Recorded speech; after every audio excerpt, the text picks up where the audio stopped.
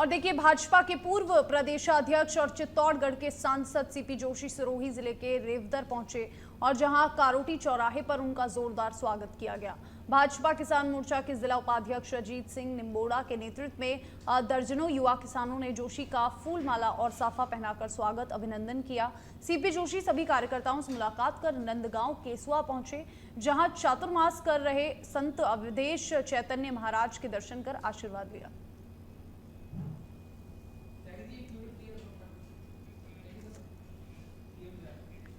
और देखिए, चूरू के रतनगढ़ नगर पालिका में अव्यवस्थाओं का आरोप लगाते हुए पार्षद लालचंद प्रजापत दर्जनों लोगों के साथ धरने पर बैठ गए। पार्षद लालचंद प्रजापत वार्ड 23 में सालासर रोड पर दर्जनों लोगों के साथ धरने पर बैठ गए। पार्षद लालचंद प्रजापत ने बताया कि नगर पालिका में पिछले कई महीनों से जनता के कोई काम नहीं हो रहे हैं और पार्षद का आरोप है कि नगर पालिका में ई और चेयरमैन लगभग नदारद रहते हैं। और पार्षद ने कहा कि जब तक समस्याओं का समाधान नहीं होगा, धरना जारी रहेगा।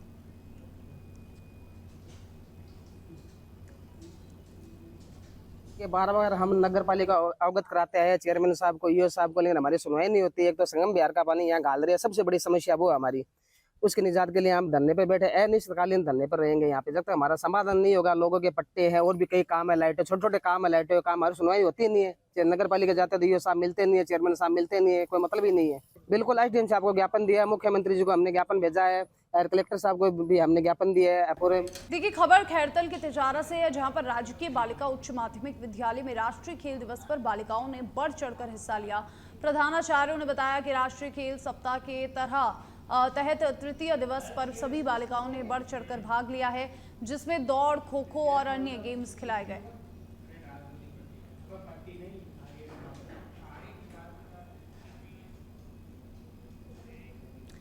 बारां में शाहबाद उपखंड की ग्राम पंचायत खांडा सहरोल में पीएम जन मन कैंप आयोजित किया गया। उपखंड अधिकारी मुकेश मीणा ने एक कुपोषित बच्चे को एमटीसी में भर्ती कराया। वहीं मुख्यमंत्री के दौरे को लेकर प्रशासन अलर्ट है। आपको बता दें कि कुपोषित को लेकर सरकार गंभीर है।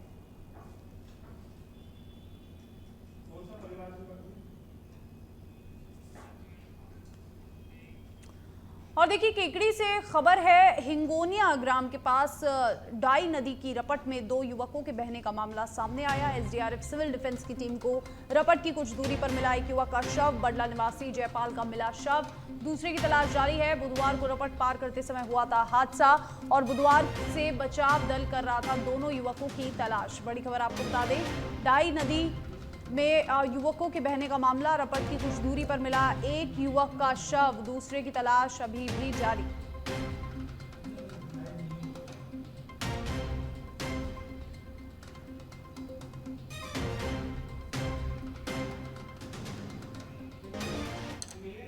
और देखिए, वहीं बांसवाड़ा संभाग के घाटोल विधानसभा के पीपलकूट इलाके में खोरापाड़ा गांव का एक वीडियो सामने आया है, जब सुविधाओं के अभाव में लाचारी को दर्शाता है।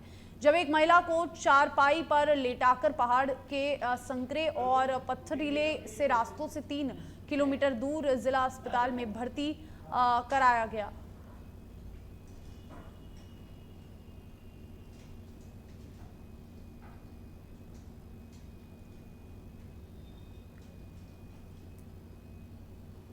पहाड़ी क्षेत्र है तो कई जगह पर देखिए, चूँकि पहाड़ी क्षेत्र है तो कई जगह पर दुर्गम स्थान ऐसे जहाँ पर रोड नहीं है। तो जिस खोरापाड़ा की बात आपने हमारे संज्ञान में डाली है, इसमें ये ध्यान में आया कि यहाँ पर रोड नहीं है, उस वजह से कोई एम्बुलेंस वगैरह नहीं जा पाती है। तो यहाँ पर सबसे पहली प्राथमिकता तो ये रहेगी कि किसी योजना में यहाँ पर रोड बनाई जाए, ताकि वहाँ के जो लोग हैं वो उस बाकी एम्बुलेंस वगैरह दूसरी योजनाओं का लाभ ले सकें। और देखिए, कोटपुतली के बासूर में अलवर रोड स्थित भूपसेड़ा स्कूल के पास एक बाइक सवार अनियंत्रित होकर गिर गया और जिससे वह गंभीर रूप से घायल हो गया। बाइक सवार को बासूर उप जिला अस्पताल में भर्ती कराया, जहां से उसे गंभीर हालत में हायर सेंटर रेफर किया गया। और देखिए, घायल बाइक सवार की पहचान रामवीर के रूप में हुई, जो यूपी के मथुरा का निवासी है।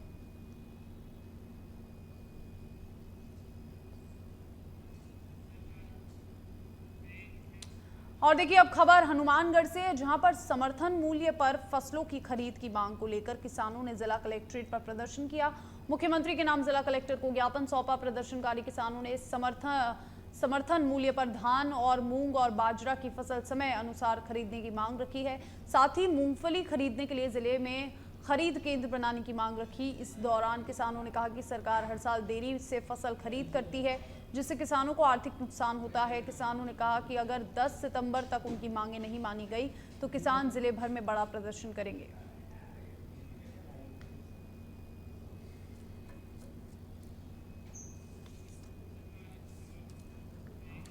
और वहीं श्री गंगानगर के सूरतगढ़ में राजेयासर पुलिस ने अवैध नशे के खिलाफ बड़ी कार्रवाई की है। पुलिस ने ट्रक से 14 कट्टों में भरा 2 कुंटल 82 किलो अवैध डोडा पोस्ट जब्त किया। साथ ही 2 आरोपियों को गिरफ्तार किया है। पुलिस ने गांव कालूसर फाटे के समीप चेकिंग के दौरान इस कार्रवाई को अंजाम दिया।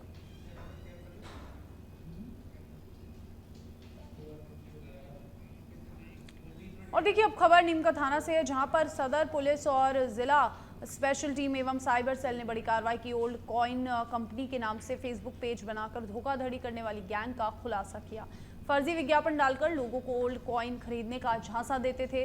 वहीं धोखाधड़ी कर रुपए अटने वाली मेवात गैंग के 2 आरोपियों को गिरफ्तार किया। साथ ही आरोपियों के कब्जे से 5 मोबाइल और 1 बाइक की जब्त। आरोपी गत 2 महीने में लोगों से करीब 10 लाख रुपए की ठगी कर चुके हैं। और वहीं कार्रवाई में हेड कांस्टेबल दिनेश कुमार और डीएसटी नीमका थाना की महत्वपूर्ण भूमिका रही।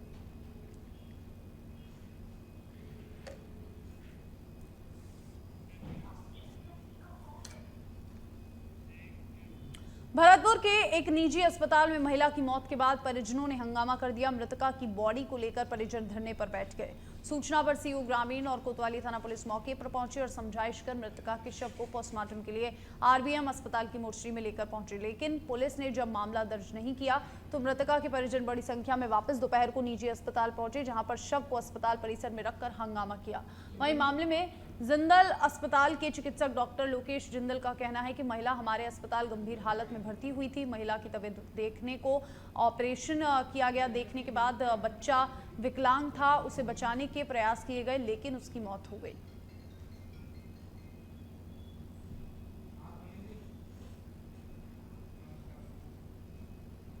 डॉक्टर शैलेश जी से और उनका फ़ोन आया मेरे पास कि इस तरह से परेशानी हुई है और यहाँ कोई सुनवाई नहीं हो रही है। जब मैं आया तकरीबन यहाँ पे 1 बज रहा था तो व्यवस्था यहाँ ख़राब थी और प्रशासन भी इस तरह से कहते हैं ना, कान पे कोई जू नहीं रहेगा। अभी तक 4-5 घंटे हो गए, अभी तक कोई प्रशासनिक अधिकारी इनकी सुध लेने के लिए नहीं आया।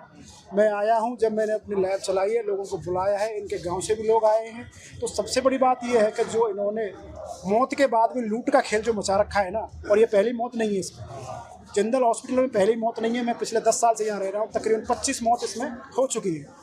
बात अब आती है, मैं आया हूँ जब मैंने प्रशासन के अधिकारियों से बात की है और उनको ये चीज़ें मैंने बताई हैं, सर क्या इस पर नेग्लिजेंसी का केस है, लापरवाही हुई है। अरे ये हुआ था, ये डिलीवरी के लिए लाए थे हम इस हॉस्पिटल को, ये मेरी बहन को। तो डिलीवरी के लिए लाया गया तो हमने इसमें इनको भर्ती किया। इन्होंने इसको भर्ती कर लिया। भर्ती करने के बाद इन्होंने 1 घंटे बाद कहा कि ऑपरेशन होगा, इमरजेंसी। इनका था बीपी हाई, 220 हाई बीपी पे इनका ऑपरेशन किया गया। ऑपरेशन के दौरान बच्चा हुआ, लड़का हुआ। तो कुछ समय बाद, जैसे 2-3 घंटे बाद लड़के की डेथ हो गई। लड़के की डेथ हो गई और इनको वेंटिलेटर पे ले गए। लेकिन वेंटिलेटर पे इनकी सांस चलती रही है, लेकिन इनको होश नहीं आया। डॉक्टर ने कहा कि 4 घंटे में होश आ जाएगा, लेकिन 4 घंटे तो छोड़ो, इनको 12-14 घंटे हो गए, लेकिन अभी तक होश नहीं आया। विधानसभा से यानी डॉक्टर। और दीघा नीमका थाना के श्रीमाधोपुर में दुष्कर्म कर अश्लील वीडियो बनाकर वायरल करने के एक आरोपी को श्रीमाधोपुर पुलिस ने गिरफ्तार किया, जिसे कोर्ट में पेश कर 3 दिन के पुलिस रिमांड पर लिया गया है। पुलिस ने बताया कि मामले में पीड़िता ने 25 अगस्त को श्रीमाधोपुर पुलिस थाने में आरोपी के खिलाफ मुकदमा दर्ज कराया था। आरोपी करीब 1.5-2 साल से अश्लील वीडियो बनाकर उसका यौन शोषण कर रहा था और अब फोटो भी उसने सोशल मीडिया पर वायरल कर दी।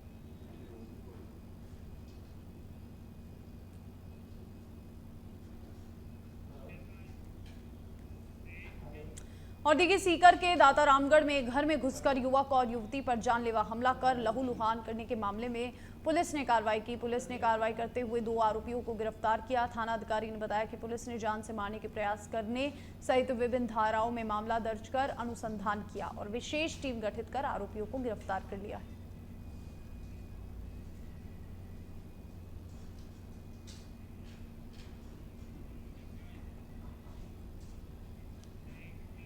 और जयपुर से खबर है जेडीए की बेशकीमती जमीन पर अब कथित बाबाओं की नजर। सरना डूंगर में जेडीए ने 12 बीघा सरकारी भूमि से हटाया अतिक्रमण। जेडीए की भूमि पर बना कथित बाबा का अवैध निर्माण भी टूटा। टूटे अवैध निर्माण को दोबारा बनाने के लिए कथित बाबा बना रहे हैं दबाव। ग्रामीणों को झूठ केस में फंसाने की भी दी धमकी। ग्रामीणों ने कहा गांव में नहीं होने देंगे अवैध कब्जे।